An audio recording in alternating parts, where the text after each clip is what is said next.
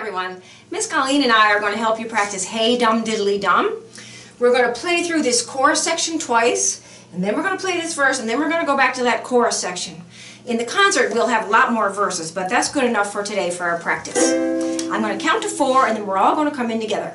1, 2, 3, 4. Hey dum diddly dum.